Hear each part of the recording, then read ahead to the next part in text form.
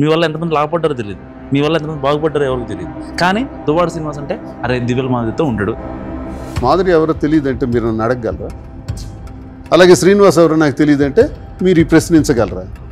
అందరు చేసేది ఇదే. యదోళ్ళు ఎంత వాగుతున్నా, ఎంత కాంట్రవర్సీ చేస్తున్నా, ఎంత ట్రోల్ చేస్తున్నా మా ఇద్దరు ఇప్పుడు కూల్గానే ఉంటాం. అవినీతి చేశాడో, లంచం తీసుకున్నాడో, భూ కబ్జా చేశాడో, అధికార దుర్వినియోగం చేశాడో అని నేను చేసిన ఒకే ఒక్క తప్పు అని అందరూ అనుకుంటే నాకు తప్పదు, నాకు ఒప్పిది. ఈ 28 సంవత్సరాలు ఎప్పుడు తప్పు చేయని దువ్వాడ శ్రీనివాస్ ఇప్పుడు ఎందుకు చేస్తాడు? ఆయన విషయంలో అసలు మీకు రీగ్రెట్ ఫీల్ అవునుందా? అయ్యో కేవలం నా వల్లే. నేను అసలు ఎప్పుడు రిగ్రెట్ ఫీల్ అవుతుంది. నా వాళ్ళు ఇప్పుడు హ్యాపీగా ఉన్నారని నేను హ్యాపీగా ఫీల్ అవుతాను.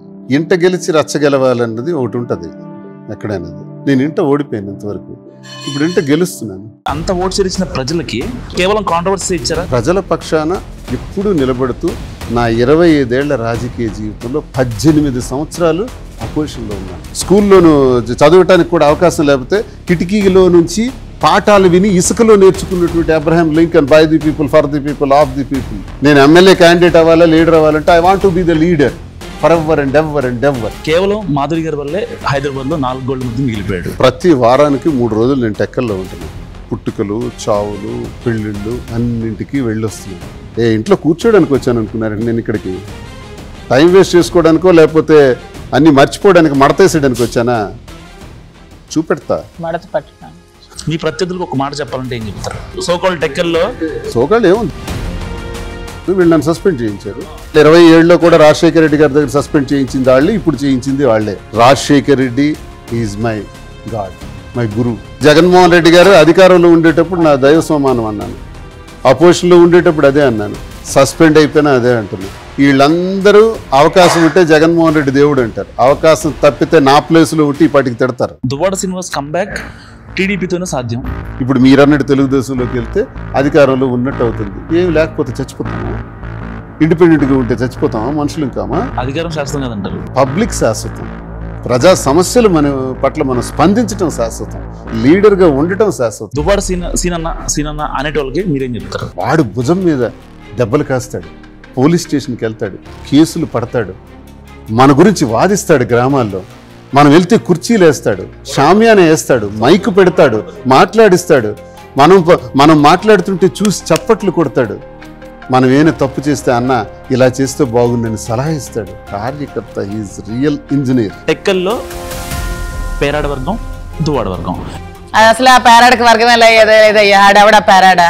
ఉద్యమాన్ని నేను చేసేటప్పుడు ఏ పార్టీలో ఉన్నాను నేను? నో పార్టీ, ఇండిపెండెంట్గా ఉద్యమం చేశాను.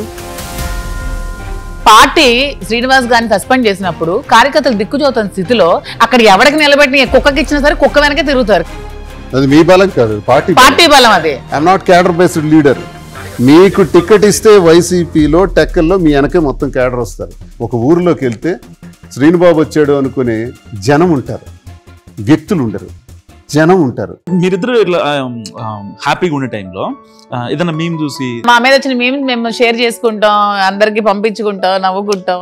సీనన్న గురించి ఒక డైలాగ్ చెప్పాలంటే మూవీలో డైలాగ్ అదే డైలాగ్, వీడు ముసలోడు అవ్వకూడదే. మీమ్స్ లో వచ్చింది, ట్రోల్స్ లో వచ్చింది. ఈ క్షణం వరకు ఆ విమర్శలు మేము ప్రాక్టికల్ గా ఎక్కడ చూడలే. ఇలాంటి ఆయనకి డాక్టరేట్ ఎందుకు వచ్చింది? షేక్స్పియరియన్ డ్రామాస్ లో ఉన్న కామెడీస్, ట్రాజడీస్ మీద ఉందా? cowards may die many times before their death, but valiant never to be tasted but once. Shakespearean language, cowards అంటే ఏంటి, వాలియంట్ ఏంటి, కన్నింగ్ అంటే ఏంటి. షేక్స్పియర్ పిహెచ్డి డిస్కంటిన్యూ చేసిన దువ్వాడ శ్రీనివాస్కి పిహెచ్డి చేయటం ఈ రోజు కూడా పెద్ద పనేం కాదు. ఎప్పటికైనా విమర్శకుడికి శక్తి ఉంటే రమ్మని డిబేట్ చేద్దాం. నిజం గట్టి మాట దానికి నాకే తెలియదు. ఇంకే వస్తారు మీద పట్టుకోవడం కరెక్టా, వదిలేయడం కరెక్టా? దుర్యోధనుడు అనేవాడు ధర్మరాజుని అడవులకు పంపించకపోయి ఉంటే రాజు అవుతాడా? పట్టాడు అక్కడ. కానీ ఆఖరికి రాజకీయాన్ని త్యజించాడు కూడా. ఎవరు? దుర్యోధనుడు. అంటే ఇందులో ఏముంది? పట్టు ఉంది, విడుపు ఉంది. గెలవడం కరెక్టా, ఓడిపోవడం కరెక్టా? దుర్యోధనుడు నదీ గర్భంలోకి వెళ్ళి తపస్సు చేసుకున్నాడంటే వాటమి కాదు, త్యజించటం. అది గెలుపు. గెలుపు ఓటములకి మధ్య నైతికతే గెలుపునిస్తుంది. సార్ మీ టాలెంట్ అంటే మీ చుట్టూ ఉన్న వాళ్ళు తెలుసా? మా టెక్కల్లో చాలా మందికి తెలుసు. నేను కూర్చోబెట్టి కార్యకర్తలకు అప్పుడప్పుడు క్లాసులు పీకుతుంది. నాకు ఇప్పటికీ పీకుతారు, రోజుకో క్లాస్ ఉంటది. జ్ఞానం ఉండేటప్పుడు నేర్చుకున్నాం కదా, చదువుకునేటప్పుడు అది తెలిసింది 10 మందికి చెప్పాలి. రేపొద్దున మీకు ఏమన్నా కేసుల పరంగా కావచ్చు, ఇంకెవరన్నా పర్టికులర్ గా మిమ్మల్ని టార్గెట్ చేస్తారు? జీవితం ఒక్కసారి వస్తుంది. ఎవరికి భయపడి, ఎవరికి తలొగ్గి, ఎవరి కింద బతకాల్సిన అవసరం ఎవరికి లేదు. దువ్వాడ శ్రీనివాస్ గారు దూకుడే ఇవాళ ఈ స్టేజ్ లో కూర్చోబెట్టిందా? దువ్వాడ అంటేనే దూకుడు, అది ఉంటేనే దువ్వాడ శ్రీనివాస్, లేకపోతే దువ్వాడ శ్రీనివాస్ ఎవడు ఫోన్ తీసుకో. దాదాపు 6 నెలలు మేడం చుట్టూ తిరిగితే నాకు ఇంటర్వ్యూ ఇచ్చారు. నాకు తెలిసి ఏ ఇంటర్వ్యూస్ కూడా ఇంత వారాలు. మీ అబ్బాయి క్వశ్చన్స్ అలా ఉన్నాయి, మాట్లాడు.